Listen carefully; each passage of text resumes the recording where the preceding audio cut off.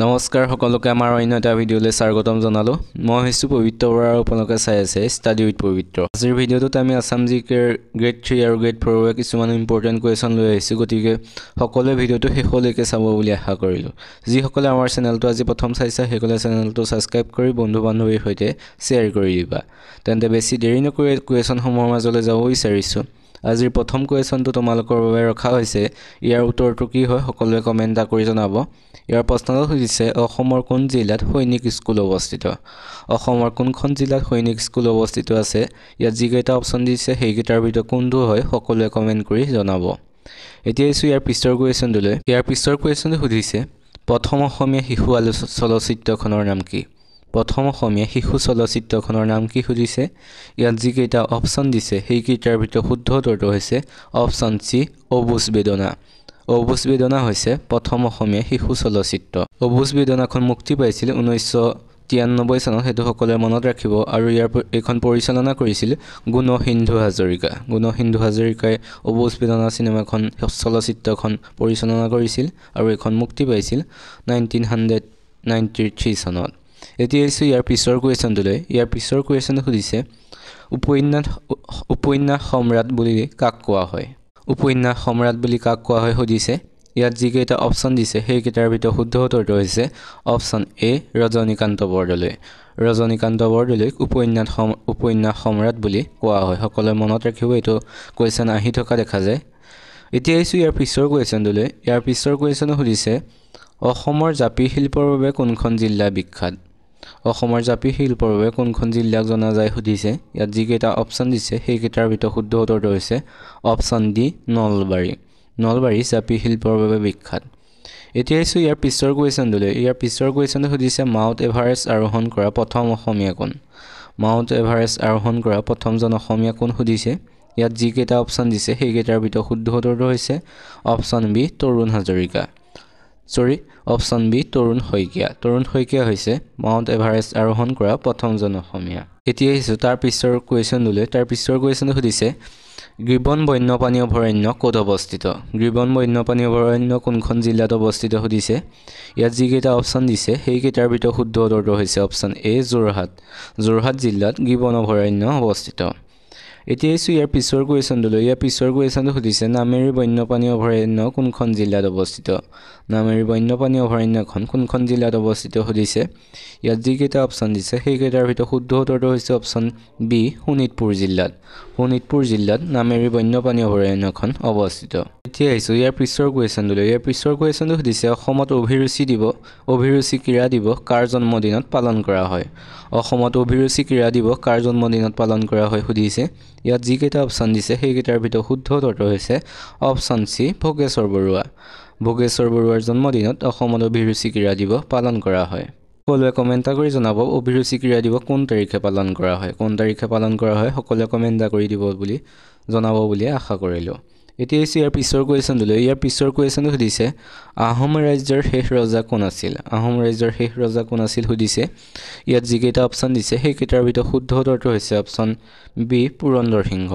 সিংহ হৈছে আহোম ৰাজ্যৰ শেষ ৰজা আৰু আহোম ৰাজ্যৰ শেষ ৰাজধানী ক'ত আছিল সকলোৱে জানে চাগে আহোম ৰাজ্যৰ শেষ ৰাজধানী আছিল যোৰহাট এটো ইম্পৰ্টেন্ট হয় সকলোৱে মনত ৰাখিব এতিয়া ইয়াৰ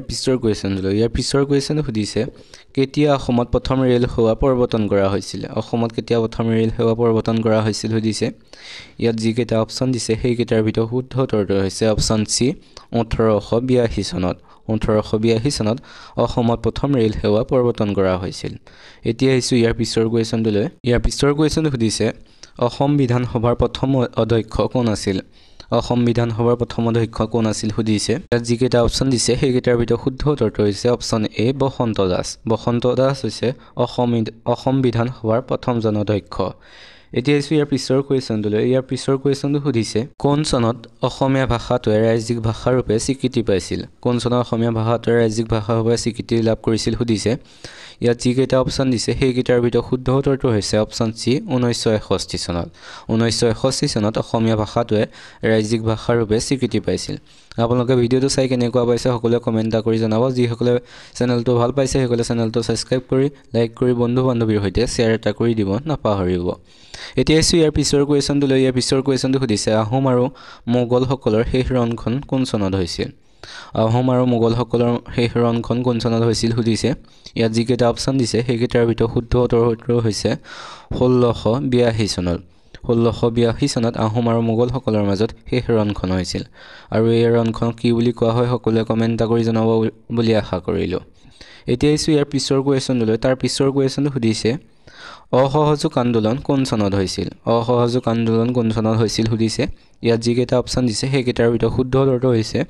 অপশ্যন সি 1920 চনত 1920 চনত অসহযোগ আন্দোলন হৈছিল সকলোৱে মনত ৰাখিব লগতে মনত ৰাখিব আইন অমান্য আন্দোলন হৈছিল 1930 চনত আৰু ভাৰতীয় আন্দোলন হৈছিল 1942 চনত এইকেইটা ইম্পৰ্টেণ্ট হয় সকলোৱে মনত ৰাখিব আৰু এটা মনত ৰাখিব মহাত্মা গান্ধী অসমলৈ কেতিয়া আহিছিল এটো 1921 চনত তেখেত আহিছিল এটো পৰীক্ষাত অহা দেখা যায় গতিকে সকলোৱে মনত ৰাখিব এতিয়া আছো ইয়াৰ পিছৰ কুৱেশ্যনলৈ ইয়াৰ পিছৰ কুৱেশ্যনটো সুধিছে অসমৰ জলপথত প্ৰথম জাহাজ সেৱা আৰম্ভ কোন চনত হৈছিল অসমৰ জলপথত প্ৰথম জাহাজ সেৱা কোন চনত আৰম্ভ হৈছিল সুধিছে ইয়াত যিকেইটা অপশ্যন দিছে সেইকেইটাৰ ভিতৰত শুদ্ধ উত্তৰটো হৈছে অপশ্যন এ 1847 চনত 1847 চনত অসমৰ জলপথত প্ৰথম জাহাজ সেৱা আৰম্ভ হৈছিল